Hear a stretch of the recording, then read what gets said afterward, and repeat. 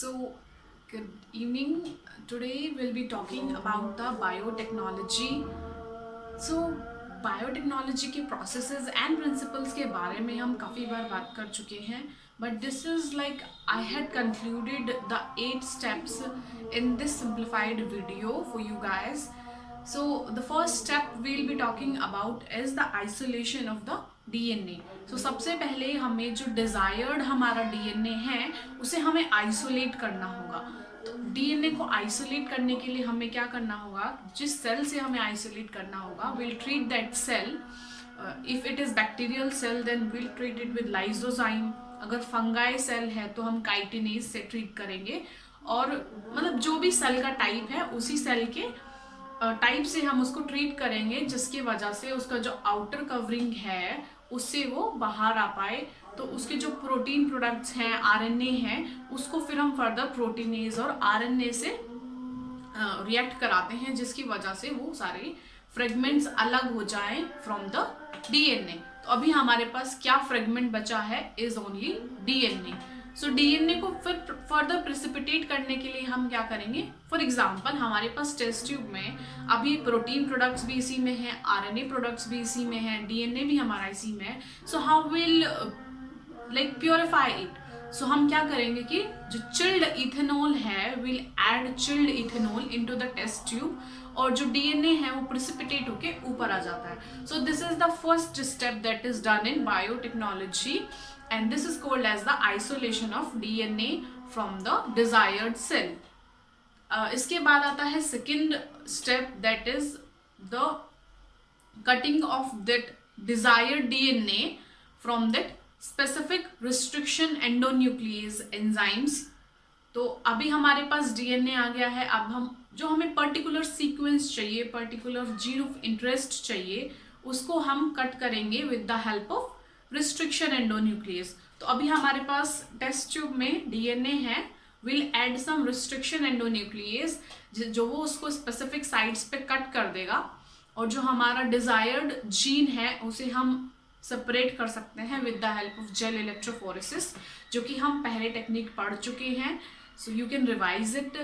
उसके बाद हमें हमारा डिजायर्ड जीन मिल जाएगा. सो बेसिकली हम क्योंकि इंडस्ट्रियल प्रिपरेशन में आते हैं बायोटेक्नोलॉजी में, तो हम उस पर्टिकुलर जीन को एम्पलीफाई करने के लिए पीसीआर का यूज कर सकते हैं. अदरवाइज अगर हम सिर्फ लाइक एक्सपेरिमेंट कर रहे हैं और हमें सिंगल सेल का कल्चर करना है, तो हम उसे डायरेक्टली रिकॉम्बिनेंट डीएनए बना सकते हैं.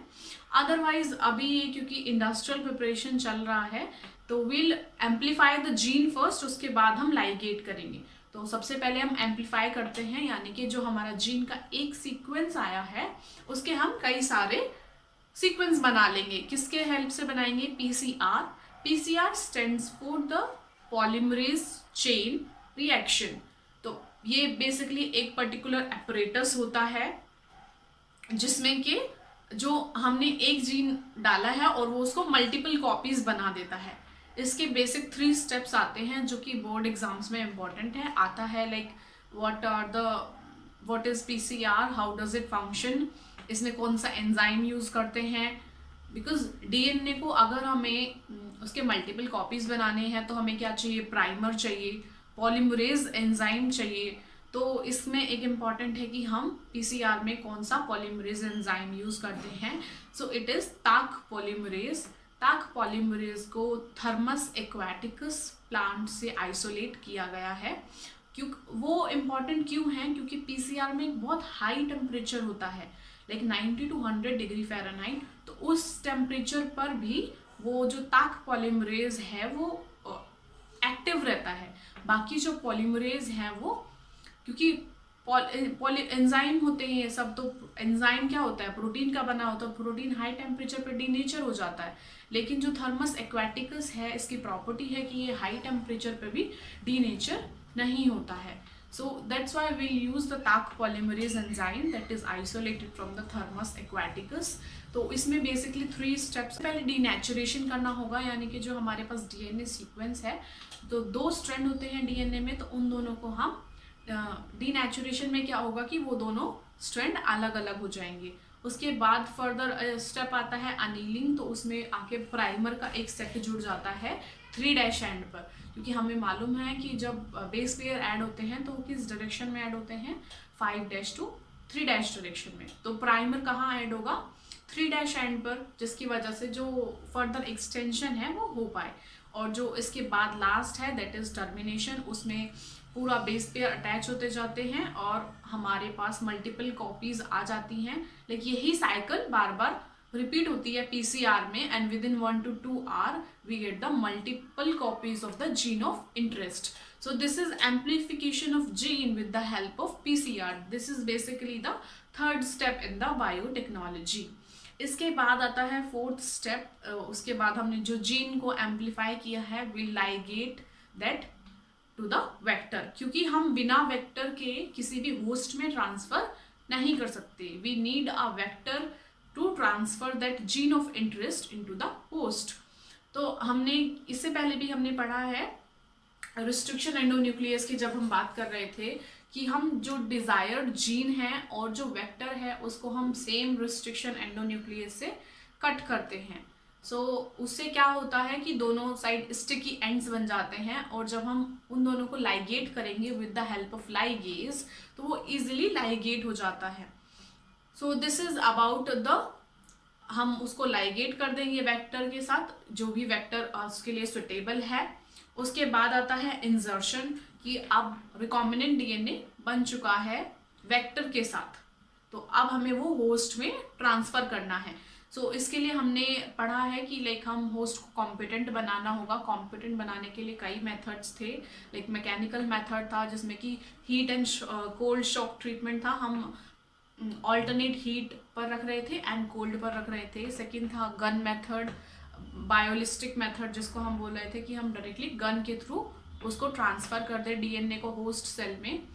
इसके बाद केमिकल मेथड है कि हम कैल्शियम से ट्रीट कराए। तो फ्रॉम हम कोई भी मेथड चूज कर सकते हैं, केमिकल, मैकेनिकल, कोई भी मेथड जिसकी वजह से होस्ट कॉम्पिटेंट बन जाए और वो जो वेक्टर डीएनए है, जो वेक्टर है रिकॉम्बिनेंट डीएनए को जो कैरी कर रहा है उसको अपने अंदर ले ले। तो बेसिकली हमने होस्ट को कॉम्पिटेंट बनाया एक फॉरेन डीएनए को एक्सेप्ट करने के लिए। तो उसके बाद वेक्टर क्योंकि ऑटोनोमस रेप्लिकेटिंग बॉडी है तो वो ऑटोनोमसली रेप्लिकेट करता रहेगा। बेसिकली हमें ये इंश्योर करना है कि वो रेप्लिकेट करता रहे।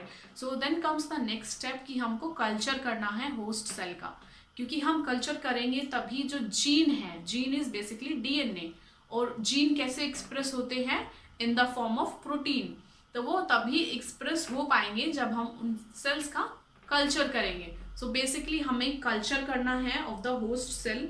सो अगर मैं बात करूँ कि स्मॉल स्केल पे कैसे होता है, so it is done in the labs.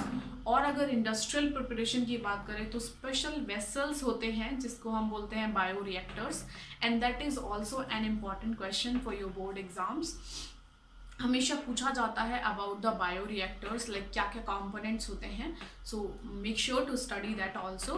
तो बायो रिएक्टर्स के ऊपर एक शॉर्ट नोट बन जाता है। सो लार्ज अगर इंडस्ट्रियल प्रिपरेशन है तो हम बायो रिएक्टर यूज़ करते हैं। उसमें बेसिकली क्या होता है, लाइक कंट्रोल्ड कंडीशन होते हैं, पीएच, टेम्परेचर, एक साइड से रिएक्टेंट, सेकेंड साइड से प्रोडक्ट्स, हम उसको साथ साथ निकालते रहते हैं। So that comes in the continuous culture method.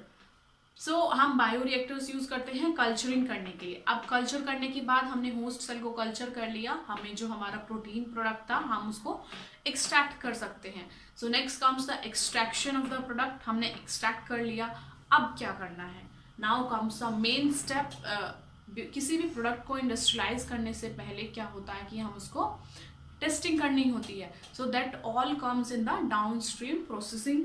Downstream processing में क्या होता है कि हम सारा क्वालिटी कंट्रोल चेक करते हैं, उसके जगह जगह अलग अलग सराउंडिंग्स में, अलग अलग क्लाइमेटिक कंडीशंस में टेस्ट किया जाता है। पहले एनिमल्स पर होता है, फिर ह्यूमन ट्रायल्स होते हैं। फॉर एग्जांपल वैक्सीन अगर हम बना रहे हैं तो अलग अलग ट्रायल्स होते हैं, small trials and the large scale trials. उसके बाद कोई भी प्रोडक्ट जो भी ह्यूमन वेलफेयर के लिए बना है या प्लांट वेराइटी के लिए है तब मार्केट में जाता है।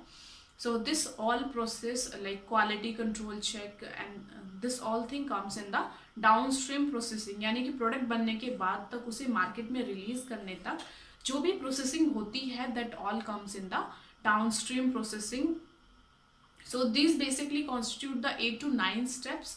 कहीं पर 8 दिए गए हैं, कहीं पर 9 दिए गए हैं. बस this is the simple idea you should know about the biotechnological processes. So this will help you in your board exams also. So basically question क्या क्या बनते हैं कि पीसीआर से बनते हैं. What is PCR, how does it help to amplify the gene of interest. Bioreactor से बनता है. So this is the basic idea. So I hope you like the video. So if you like the video, please share, comment, and thank you.